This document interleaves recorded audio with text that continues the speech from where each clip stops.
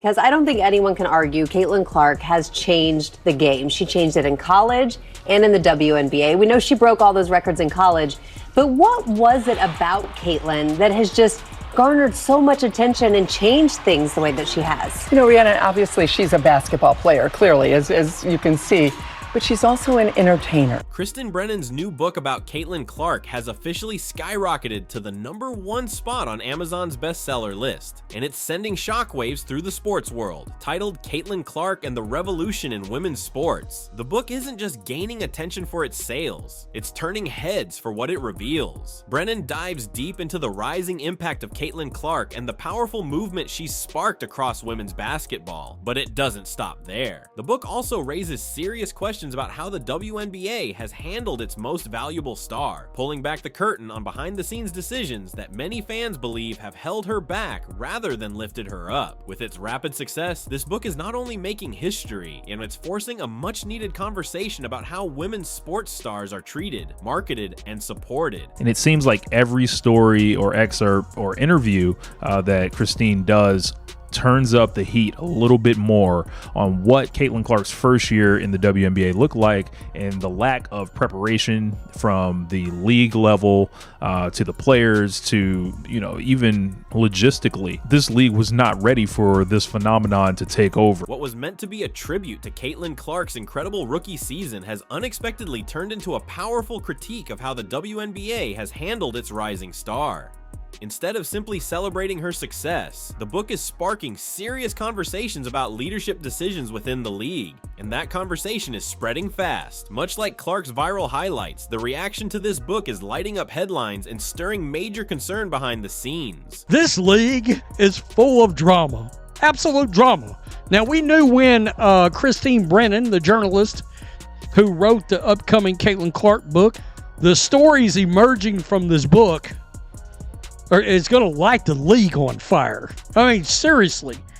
We got an altercation between Brennan and Dejanay Carrington that doesn't even have to do with the eye gouge, which we know Dejanay flipped her wig off over. When a respected journalist like Christine Brennan, who's covered 21 Olympic Games and authored 7 books, chooses to write an unauthorized biography about you, it's a clear sign you've become more than just an athlete. You've become a cultural icon. But what's really causing concern within WNBA leadership is that this book isn't just a celebration of Caitlin Clark's talent. It's a detailed, hard-hitting account that highlights just how unprepared the league was for the spotlight she brought, arguably the biggest moment in its history.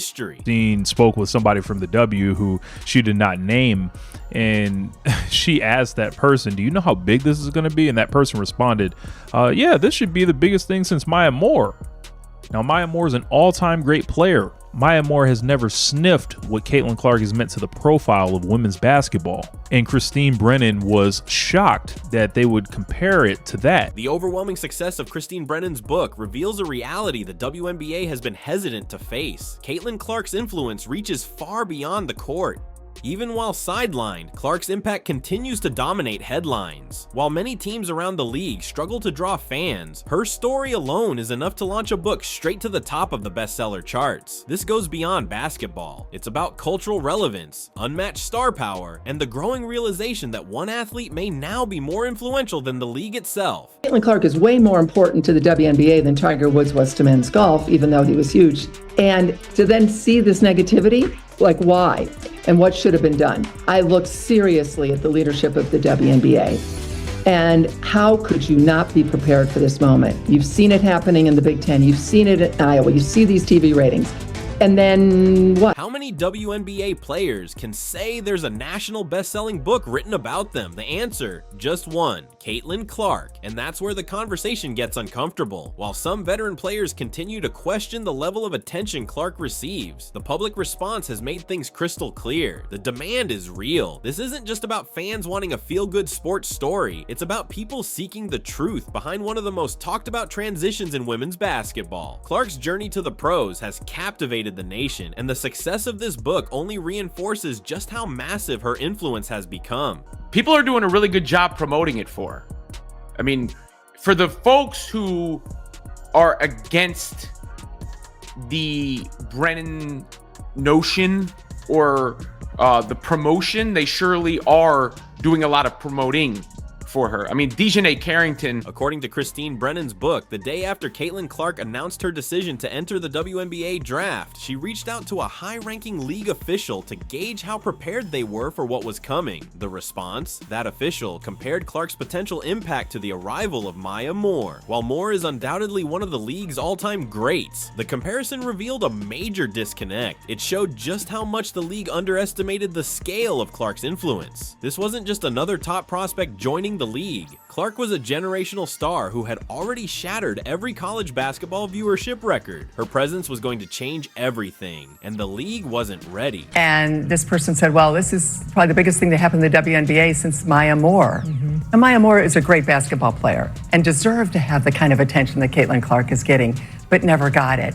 The notion that the WNBA wasn't ready for this, couldn't believe that this could happen, I think it's set in motion so many of the issues and the conversations we've had about the jealousy and the concern that we see from some of the players, the cheap shot hits, Kennedy Carter last year and Marina Mabry this year, Dana, that it just was the sense that this incredible thing is happening to the WNBA and the league seems completely, utterly unprepared for it. If you're enjoying the content, make sure to subscribe for more updates. Caitlin Clark's influence isn't just making waves in the US, it's going global. The success of Christine Brennan's book is shining a spotlight on just how far her reach extends, and it's attracting international attention that the WNBA is now scrambling to manage. Fans from places like Mexico, Hawaii, and even overseas are traveling just to watch her play in person. At a recent Las Vegas Aces game, supporters flew in from as far as Mexico City and Honolulu, proudly wearing Clark jerseys and sharing their stories with reporters. One fan from Hawaii said, "I came all the way here just to watch Caitlin Clark. She was my introduction to the game, but through her, I started following other players too." Clark isn't just building her own legacy, she's expanding the audience for women's basketball in ways no one saw coming. Hey, what's going on, y'all? This is Views from the Court. This is GT. Look, I just met a young fan right here who traveled over 852 miles in CCC. We gonna make sure you get this box checked off, all right? So y'all stay locked in, all right? Let's get it. I love you. This growing international spotlight is exactly what's putting pressure on the WNBA. Caitlin Clark's fan base goes far beyond traditional basketball audiences. It's a global community, fans from all over the world who discovered women's basketball because of her. And here's the reality, their loyalty isn't to the league, it's to Clark. When she's sidelined with an injury, ticket prices can drop by as much as 70% in just 2 days. But when she's active, arenas scramble to keep up with the demand. The Washington Mystics recently moved their game against the Indiana Fever from their usual 4,200 seat venue to the massive Capital One Arena, which seats nearly 20,000, just to handle the influx of fans coming to see Clark. The Las Vegas Aces made a similar move, shifting their matchup to T-Mobile Arena to accommodate thousands more eager to watch Clark go head-to-head with Aja Wilson. These aren't just casual basketball fans, they're Caitlin Clark fans, fans who are showing up, tuning in, and transforming the entire landscape of women's sports. We're going on vacation to Las Vegas, and we are going to go see Caitlin Clark at the Indiana Fever against the Aces. No way! We already have tickets. Really? Really? Thank you. Thank you. Caitlin Clark, once in a lifetime opportunity. Thank you, guys. While many WNBA players are still working to grow their social media presence or attract consistent media attention, Caitlin Clark is already receiving top-tier treatment from the publishing world. A major division under Simon & Schuster didn't just release a book about her, they're promoting it like a cultural milestone. This isn't your typical unauthorized biography. It features in-depth interviews, exclusive insights, and behind-the-scenes reporting that most journalists rarely get access to. Veteran reporter Christine Brennan spent 6 full weeks following Clark through her rookie WNBA season. Coverage her editor greenlit after realizing just how significant Clark's rise was becoming. This level of attention isn't common. It's reserved for athletes who break through the noise and redefine what's possible. And Caitlin Clark is doing exactly that. All right, Black and White Sports supporters, let's talk about Dejanay Carrington because she's angry. Dejanay's mad. That's right, she's mad about Christine Brennan's book. and some of the stories that are emerging from said book. Now, what's interesting about what it is that Dejanay's saying here is you do realize there were witnesses to said story that came out. And if you actually pulled the journalist in the court, they're going to bring those witnesses in and be like, yeah, she walked in and this is exactly what happened. And the judge is going to look over at you and go, This wasn't just another sports story. This was a real-time snapshot of a cultural shift in women's basketball. What makes the success of Christine Brennan's book even more impressive is that Caitlin Clark never participated in a formal interview for it, and yet fans are still buying it in large numbers. Why? Because people are eager for an honest, unfiltered look at the rise of a generational star. The book's popularity is sending a strong message, and it's reaching far beyond hardcore basketball fans. It's introducing everyday readers to the behind-the-scenes decisions that many believe cost the WNBA one of its biggest opportunities in recent memory. This isn't just a niche read for insiders. It's a mainstream bestseller that's shedding light on how the league may have fumbled the rollout of its most marketable player. And in the publishing world, books like this don't get the green light unless there's massive public interest. The message is clear. Caitlin Clark's appeal has crossed into the cultural mainstream, and the world is watching. Ended in Paris, came back, went to Indy, and I was with the Fever every step of the way. Wow. I got a chance to ask her 40 to 50 questions. Everything was, nothing was off limits. And she is, as I say in the book, she's 22 going on 40 or 50. Everything you can thrown tell. at her. I asked her about her like of the Taylor Swift post about Kamala Harris, endorsing Kamala Harris. Would she be endorsing her? You know, you could ask those kinds of questions.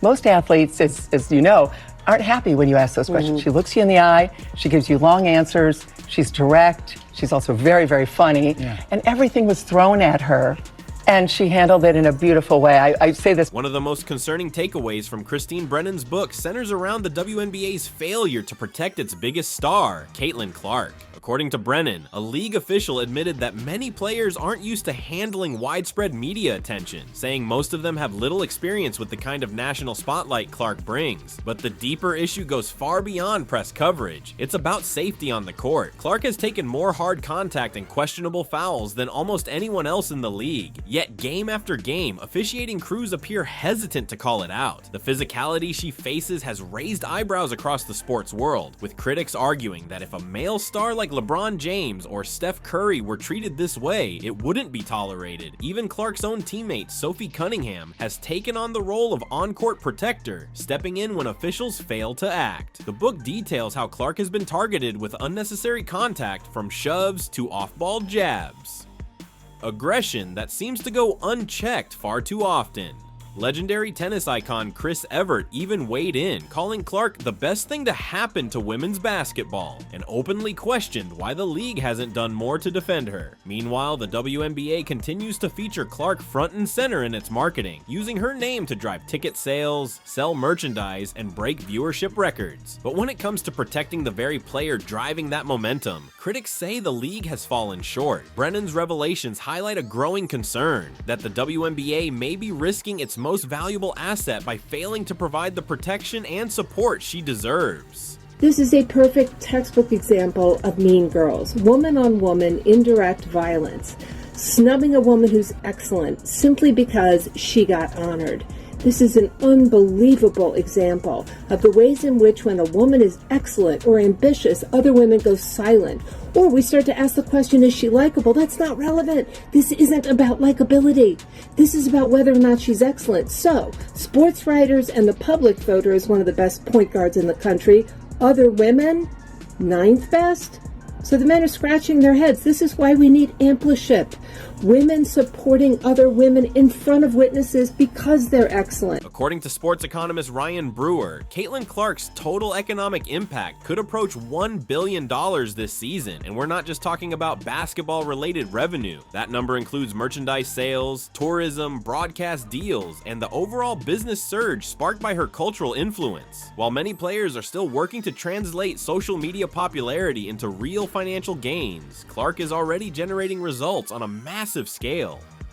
Christine Brennan's book highlights numbers that are difficult for the league to ignore. When Clark was active, the Indiana Fever averaged over 1.8 million viewers per game, but the moment she was sidelined with injury, that number dropped to 847,000, a 53% decline that exposed just how much of the league's momentum is tied to a single star. Ticket prices tell the same story. Fever game prices fell from an average of $137 to just $80 without Clark on the floor. And even with lower prices, many arenas struggled to fill seats. Yet despite all that, the Indiana Fever shattered attendance records. Brennan reports that between home and away games, the Fever drew a combined 643,343 fans over 40 games, setting a new single-season league record by more than 200,000 people. And this surge didn't come from championship wins. It came from fans traveling hundreds, sometimes thousands of miles, simply for the chance to see Caitlin Clark in action. Her presence isn't just growing the game, it's redefining its entire business model. Here in Iowa, we were the first to realize